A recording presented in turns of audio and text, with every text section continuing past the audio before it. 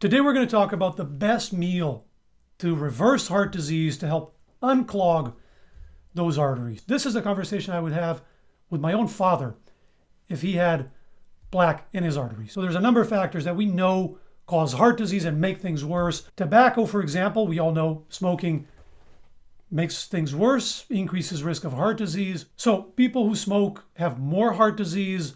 That's consistent across populations. And even when you account for other possible confounders, things like body fatness, BMI, some dietary factors, exercise, when you try to remove those from the equation, the effect still survives. So the relationship between smoking and heart disease is still there. We also understand why smoking worsens heart disease. We understand the mechanism, as we call it. Tobacco damages the wall of the artery, and so that makes it easier for heart disease to progress. Now, smoking is not necessary.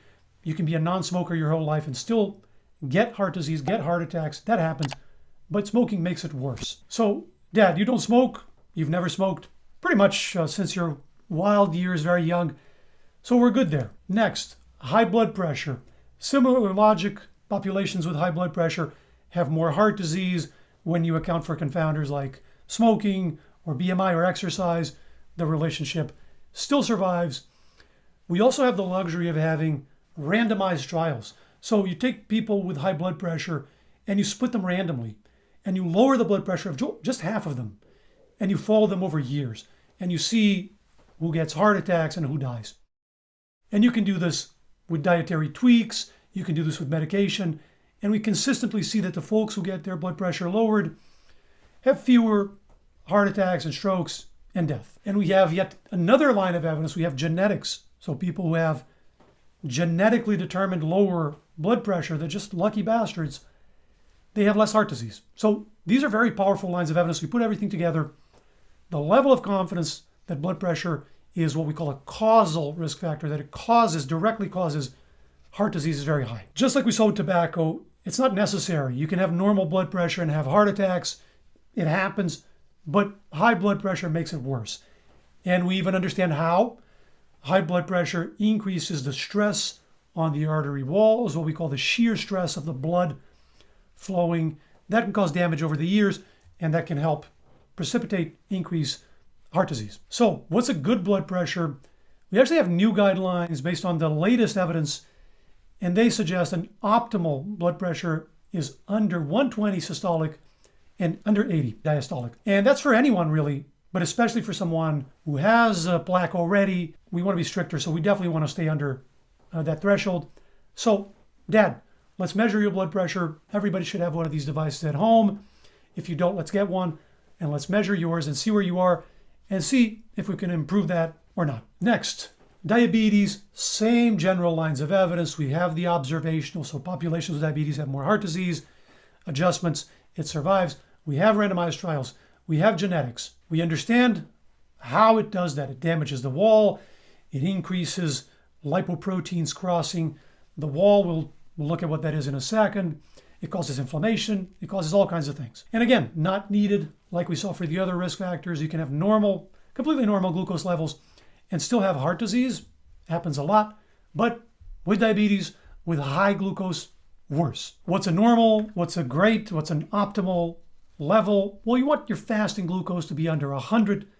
This is in milligrams per deciliter. And you want your hemoglobin A1C, your glycated hemoglobin, under 5.7. And hemoglobin A1C is an average of your glucose levels over 3 months. It's a pretty good blood test to get. There's also some stages before you get to full-blown diabetes that are kind of the road there and are already problematic. So pre-diabetes, and then before that, there's insulin resistance. For pre-diabetes, we already covered it because the values I gave you are for normal. So pre-diabetes is already over that, over 100 fasting glucose and over 5.7 hemoglobin A1C. For insulin resistance, there's a couple measures you can use. There's something called HOMA-IR. There's another called TYG index. So these are things that can give you an idea of your state of insulin resistance or insulin sensitivity. So, Dad, let's get some blood work. Let's measure your fasting glucose, your hemoglobin A1C, and maybe your triglycerides and your fasting insulin. And with these four values, we can look at all these indices and have a good idea of where you are as far as diabetes, prediabetes, insulin resistance. Next, ApoB. This is a big one. So ApoB is a type of lipoprotein. They're microscopic golf balls that float around in our blood, and they transport fats back and forth. And these little golf balls are called lipoproteins. There's different families. Some are not harmful, but the really nasty one is the ApoB family. And it's the number of these little golf balls, the ApoB lipoproteins, that is a risk factor for heart disease. And you can measure that. It's a blood test called ApoB. It's a count of those lipoproteins. Okay, real quick, there's always a million questions about cholesterol, and we have probably 20 videos on that. But once you understand the basics, most of those go away. So cholesterol is what's carried inside these lipoproteins. And in general, people who have more ApoB, lipoproteins, ApoB golf balls, have more cholesterol being carried inside. So there's a general correlation, but it's not perfect. Sometimes they mismatch. And so the cholesterol measures that you get in a typical blood work, your LDL cholesterol, your total cholesterol, those are guesstimates. And when those are very high, that's a red flag.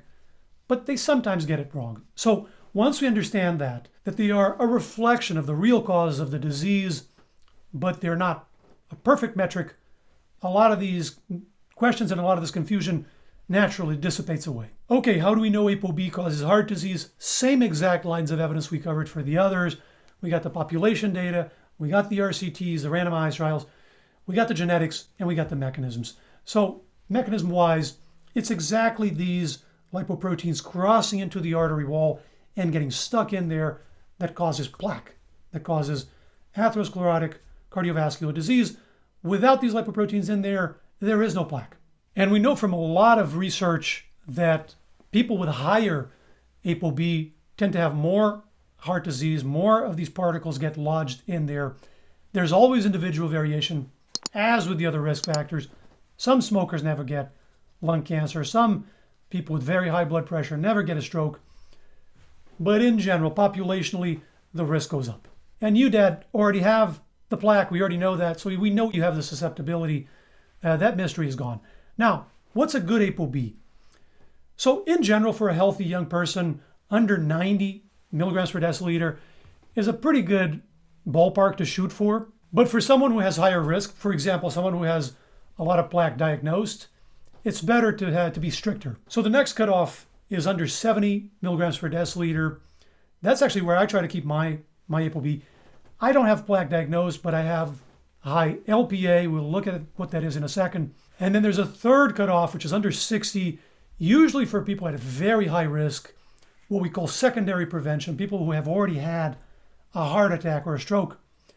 So for you, Dad, you haven't had a heart attack or a stroke, knock on wood, but you have a lot of plaque.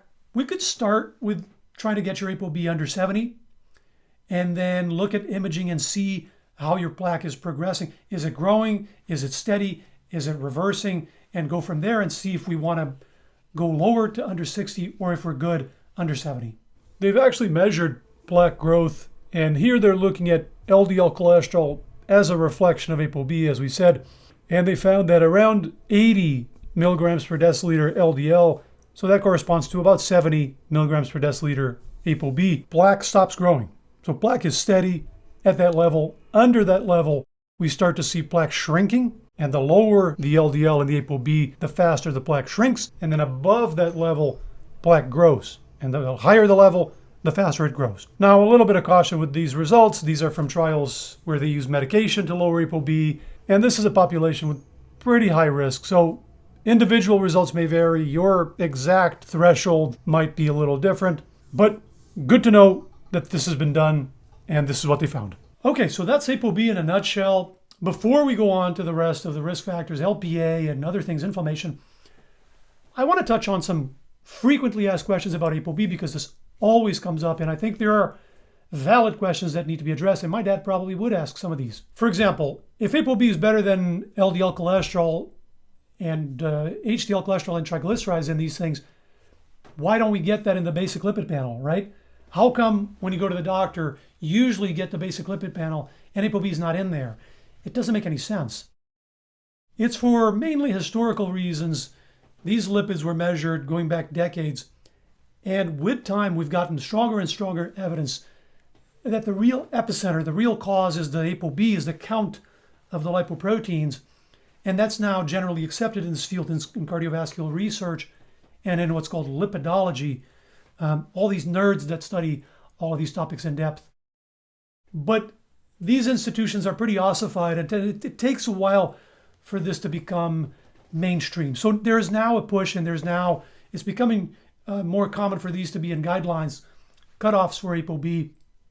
So I think that's what we're going to see going forward, is more and more often you're going to see ApoB being looked at because it is more accurate, more reliable than LDL cholesterol.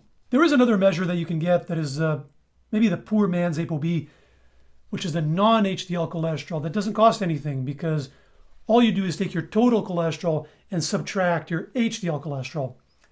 And that gives you an idea. It's almost as good as getting an ApoB. What about the triglycerides? What's the deal with those? So triglycerides don't cause heart disease per se. They get into the artery wall, but then they can get degraded and broken down and removed. But they're not useless by any stretch because they reflect things that cause heart disease. So people who are overweight, people who have diabetes, people who have insulin resistance, metabolic syndrome, they tend to have higher triglycerides. So this is why we see this relationship. In general, populations with high triglycerides, we see more heart disease. Triglycerides also reflect ApoB because triglycerides are carried, again, in these ApoB-carrying lipoproteins, and specifically in a subtype called the remnants, a little subfamily that is problematic, also causes heart disease.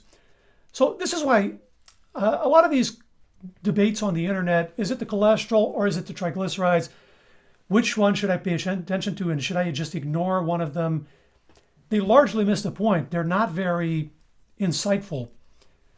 Both metrics can give you information. Both metrics are pretty imperfect because they're not the actual causes. So that's why we focus on the actual causes: high ApoB, high blood pressure, high glucose values.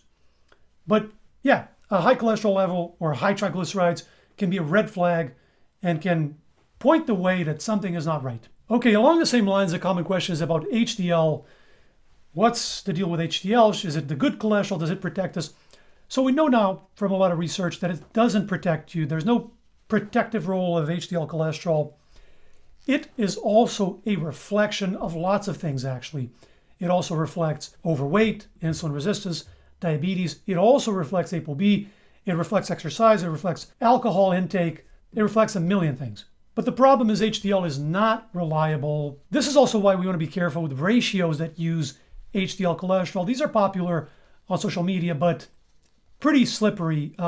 It's okay to look at them to get a first pass, but you want to be careful with those. At the end of the day, it's about the causal risk factors: the ApoB, the glucose levels, the blood pressure, etc. Okay, another common one. A lot of people have heart attacks with normal LDL. Does that mean it's a useless metric? No, it means it's an imperfect metric. Lots of people have heart attacks without smoking. That doesn't mean that smoking doesn't do anything. It means you don't need to be a smoker. And as we covered, we now understand very well that LDL cholesterol is an imperfect reflection of ApoB. Sometimes it gets things wrong, so better to go by your ApoB. Okay, last really common question, and then we'll move on to the other risk factors. Can I just fix everything else? Can I just fix my blood pressure and my glucose and lose weight and, have a exercise and not smoke, but leave my cholesterol and my ApoB sky high? Is that still a problem if everything else is fine? So this question has been asked scientifically, and in every test we've seen, every population that has high cholesterol or high ApoB, we still see higher risk, more plaque growing or more heart attacks than people who have normal cholesterol or ApoB, right? Everything else held equal. So our current understanding is that yes, even if everything else is fixed, a population with high cholesterol and high ApoB, there's still going to be heart attacks and strokes and things like that could have been avoided. So I still try to keep my ApoB and cholesterol in the normal range. I still try to manage that despite everything else. And Dad, that's what I encourage you to do. That's what I suggest you do based on what we know scientifically, but the choice is yours. All right, next risk factor is LPA. And this is something we've learned a lot about over the last few years. And it's a type of ApoB particle, a subtype. And in most people, it's a very small fraction of ApoB particles. And about 1 in 3 to 1 in 5 individuals have high LPA, which is surprisingly common, right? And LPA, the evidence we have strongly suggests that LPA, when it's elevated, is going to increase risk of heart disease. So that's one thing that, Dad, we should measure, see if yours is high or not. And one caveat here is that there's not a lot currently that we can do to lower it. So it's determined genetically mainly. And there's no way to really bring it down to normal in people who have it very high. So what we do in people who have high LPA, and I have it, by the way, is we normalize everything else. So we control blood pressure, glucose, ApoB, body weight, everything else to minimize overall cardiovascular risk. Okay, next risk factor is inflammation. So inflammation is a separate risk factor. It makes things worse. Now, sometimes people will get into this debate on social media. Is it the inflammation or is it the cholesterol? Don't worry about your cholesterol. It's the inflammation. This is just a misconception and a distraction because it's not either or. The ApoB particle, once it's lodged in the artery wall, and the ApoB particle carries the cholesterol that's going to get delivered there, but once it's retained in the artery wall, it causes inflammation. There's an inflammatory response to the particles being lodged there and to all this cholesterol mass. So one thing triggers the other. It's like a domino chain. So you don't need pre-existing inflammation for plaque to start. The plaque process itself will cause inflammation. Now, if you have an inflammatory condition, there's some rheumatoid arthritis and things of that nature, some GI conditions like inflammatory bowel. In those settings, people have inflammatory markers are elevated kind of systemically, and those people have higher risk of heart disease. So yeah, it can be an add-on. It can be fuel to the fire. So it's not needed, but yes, it makes it worse. And by the way, you're not safe just if inflammatory markers are low. Unfortunately, this has been tested, and even in people with inflammatory markers like C-reactive protein, completely normal, if other risk factors are elevated, like ApoB, for example, they still have higher risk of heart disease and heart attacks. So unfortunately, we got to fix everything to minimize risk. So Dad, we can get and I think it's a good idea to measure C-reactive protein, see if there's an elevation in inflammation, and then go from there. Okay, next risk factor is body fat, and specifically visceral fat. Fat that's deposited around and inside the organs is a triggering factor for insulin resistance and diabetes, and probably for cardiovascular disease. So there are ways we can assess that. There's some algorithms that estimate your visceral fat. They're not perfect, but they give you a ballpark. So Dad, let's run some of those. We have a video covering how to do that. Let's take a look at those and see how yours is. Okay, next risk factor is actually a trifecta, the 3 S's: stress, sleep, and sedentary lifestyle, right? So let's take a look at that, Dad. Your stress levels, your sleep, and your physical activity in general, exercise, but physical activity, moving around. I know you're pretty good on most of these, but let's assess whether there's room for improvement there. Okay, that's about it for risk factors. Then we have a couple of risk factors that are not modifiable, like age. Age is a massive risk factor for heart disease and a lot of chronic diseases, but we can't change it, so why worry about it? And genetics, obviously huge for heart disease, but again, we can't change genetics. And we already know in your case, Dad, with the imaging, you have plaque, so you have the susceptibility, at least for plaque growth. So the mystery is largely gone. There's even more risk factors for heart disease. Chronic kidney disease is one.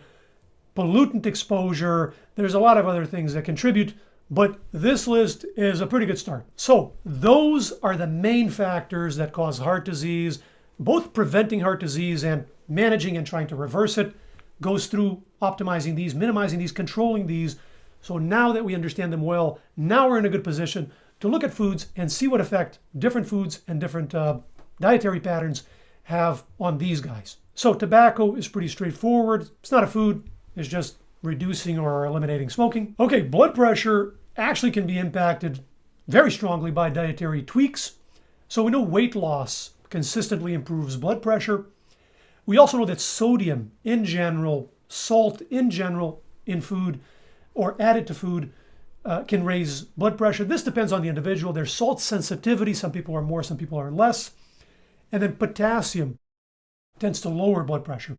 And that's either the potassium in foods naturally present in fruits and vegetables and whole grains and things like that, and also the added potassium in potassium salts. Both have that effect. So, Dad, let's measure your blood pressure. If it's significantly over 120 systolic and 80 diastolic, let's take a look at what we can do. First line of attack is ultra-processed foods, kind of junky foods, because those tend to have a lot of sodium and they're low in potassium generally. And so can we remove some of those? In your case, I know you don't eat a lot of junk food, so that's probably not going to be major focus for us. And then we have the added salt at the table. Can we replace some of that with potassium, even replacing just 25% of regular sodium salt with potassium salt has been shown in randomized trials to reduce risk of strokes and death. So it's pretty powerful. And then we have specific foods that have been shown to have an effect on blood pressure as well. So garlic is one. There's some compounds in garlic like allicin that can help reduce blood pressure.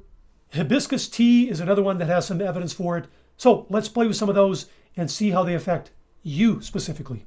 There's also a lot of medication and supplements and exercises that have a powerful impact on blood pressure. We have videos going over all that, but for the purpose of today, we're focusing on diet. Otherwise, this is a 10-hour video. Next, diabetes and prediabetes and insulin resistance, this whole thing.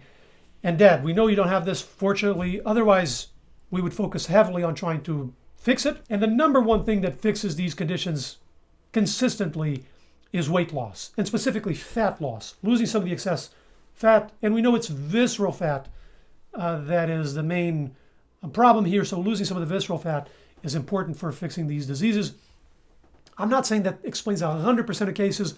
I know there are some lean individuals that have sometimes issues. There are medications that can increase risk of diabetes.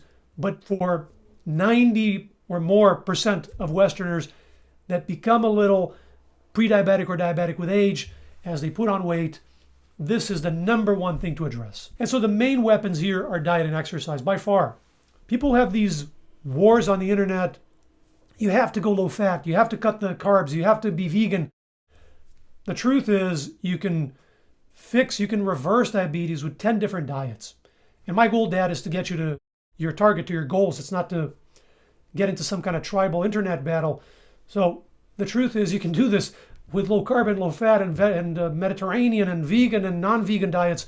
They've all been shown to work in some people. So if you had a little bit of extra weight, especially visceral fat, we're going to try to find a diet that you find satiating and sustainable long-term that's going to help you lose a little bit of that fat. So for example, if there's a lot of refined carbs, sodas, sugary cereals, cookies and cakes and candy, things of that nature, we're going to try to shift from those to more whole foods, either whole carbs or sources of healthy fats. That's a good transition that often helps lose a little bit of weight. So swapping the soda for less caloric drinks, swapping Cocoa Puffs and sugary cereal with steel-cut oats or some fruit or an egg, those are all valid options. Fortunately, Dad, I know you don't eat a lot of junk food and a lot of highly refined carbs. So if there are some tweaks, this would probably be pretty easy for us to do. All right, ApoB, how do you bring ApoB down? Weight loss helps, again, losing some extra fat. The type of fats in the diet matters greatly. It's probably the number one factor for most people. So our so-called healthy fats tend to bring ApoB down. So fatty fish, nuts and seeds, avocados, vegetable oil like olive oil, for example, and then things like butter and lard and fatty meats tend to raise ApoB for most people. Another thing that helps bring that down is soluble fiber. So apples, okra, oatmeal, berries, barley, lots of good sources of soluble fiber. So let's take a look at your diet and see if we can make some of these switches. By the way, we have evidence that the same types of fats also improve insulin resistance. So there are randomized trials looking at more unsaturated fats like olive oil or canola compared to more saturated fats like butter, looking at things like visceral fat, like liver fat, and even measuring insulin resistance directly. And in general, the unsaturated fats tend to be better, tend to induce insulin resistance less. Doesn't mean that you can't bring down insulin resistance on a diet with a lot of butter if you lose weight, for example, right? So there's multiple moving parts. But everything else held equal, the evidence we have shows that unsaturated fats tend to be better for insulin resistance for most people. Okay, eggs. People have all these debates on the internet. Eggs are poison. Eggs are superfood. None of that's true. In most people, eggs can raise ApoB, but it's a modest effect. So it depends on the individual, depends on the genetics. Some people They can eat 10 eggs, 20 eggs, and ApoB doesn't budge. Others are what we call hyper absorbers of cholesterol, and just eating 1 or 2 eggs a day, their ApoB can jump up. So it depends a lot on the individual. Basically, Dad, this would not be my first concern. If your ApoB looks good and you're having an egg here and there, I'm not too worried about it. But if you're eating a ton of eggs and your ApoB is a mess, it's one thing we can try to reduce and see if it makes a difference or not. It wouldn't be the first line of attack, to be honest. Okay, inflammation. There's a lot of talk on the internet about this food is inflammatory, that food is inflammatory. A lot of that, to be honest, is influencers trying to scare you. A lot of that is not based on strong evidence. The number one trigger to raise or lower inflammation is going to be putting on weight, putting on excess fat. When people lose weight, basically on any diet almost, we see inflammatory markers come down consistently. Other than that, there are some foods that have some evidence for an anti-inflammatory effect. Omega-3s, so fatty fish like salmon or sardines, flax seeds, seaweed, those are some sources of omega-3s that we could play with and add to your diet. Other foods that have some evidence for an anti-inflammatory effect include nuts, virgin olive oil, and low-fat yogurt. Okay, the body fat, we already talked about it. Main thing is going to be finding a satiating diet long-term, that you don't go overboard on calories. Main thing is replacing some of the ultra-processed foods, the refined carbohydrates, the added sugars with more unprocessed varieties. We already touched on it. Protein can help with satiety, so increasing protein content can help people feel more satiated and not go overboard on calories. Otherwise, whether it's low fat or low carb, it's personal preference. Some people like these diets. Most people cannot sustain a very low fat or very low carb diet in the long run. We know that from endless trials. As long as the diet is low junk, the macro distribution is personal preference. For you, Dad, I know you eat basically a Mediterranean-ish diet, so we wouldn't make massive changes. We would tweak, is there an improvement in fat quality or adding some soluble fiber and see how far we can go. Okay, what about fasting? Well, we don't have trials specifically looking at fasting and plaque size, but based on what we know, I would expect it to be helpful, to be a valid tool for people who like it. Fasting can help lose some body fat if we don't compensate, right? If we don't overeat during the eating windows, if the fasting helps us lower calories overall, yeah, it's a valid tool to help cut back and lose some fat. One good thing about fasting is it doesn't worsen anything. There's not a lot of downsides to fasting. Now, do we need it? We don't need it. If someone doesn't like it or prefers to lose weight some other way, that's fine too. None of the trials looking at plaque reduction used fasting, as we'll see here in a minute. So there's other ways to do it as well. Okay, Dad, so now we understand the general effect of different foods on these risk factors, on the causes of heart disease. Now let's look at the direct evidence of different diets and different foods on shrinking plaque. The randomized trials that we have on this. No, not theories, right? Not pet speculations, actual evidence, because this is your life. It's not a game. So there's half a dozen randomized trials that did this, put people on different diets and looked at plaque size and reported some measure of reduction of plaque size. And we have a video going over all that in detail, but I'll give you a summary. Some of those trials used a lower fat diet, some higher fat, some lower carb, some higher carb. Some used a vegetarian diet, some used a Mediterranean diet, some used a DASH diet. But every single trial that saw a reduction in plaque size used a diet with fruits and vegetables, with fiber-containing foods, with some dairy like yogurt or milk. In every case, the fats that they did give participants tend to be these healthier fats like nuts, avocados, olive oil. Some give fish, some give some eggs, some give legumes, some give whole grains, some give some meat, some don't, but they're all variations of this basic dietary pattern. None of the trials give a lot of butter or a lot of refined carbohydrates, added sugars. None of the trials give a lot of fatty meats or bacon or sausage or soda. Does that prove beyond all doubt that bacon increases plaque? Not really. Nobody's done a trial with and without bacon to compare. But based on what we know, I wouldn't do it, and I don't advise it. If we're trying to reduce plaque in someone with high susceptibility or prevent plaque, I would definitely go easy on that type of foods. We know it raises ApoB, butter, for example, compared to healthier fats in most people. We know we can even raise visceral fat and insulin resistance compared to healthier fats when compared calorie for calorie. So I wouldn't go there based on what we know. That's my suggestion, Dad. So, ideal meal, let's put this together. Dad, I know you are an omnivore who tries to eat a healthy diet, a Mediterranean-ish diet.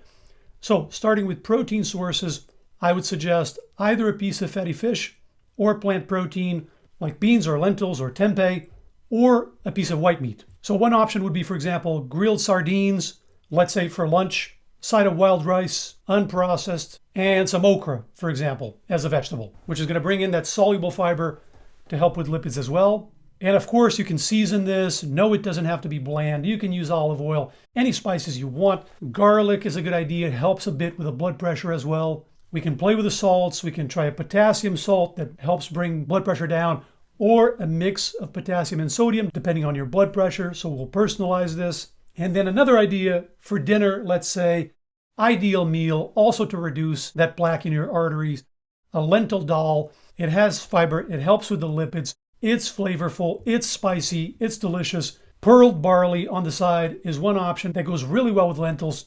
And then a side of salad, for example.